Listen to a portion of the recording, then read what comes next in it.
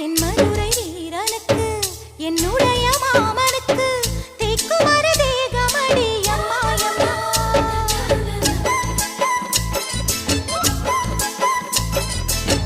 மாமன் பெற்ற பெண்ணுனக்கு மையெழுதும் கண் எதுக்கு என்னை வந்து கொல்லுதடி அம்மாயம்மா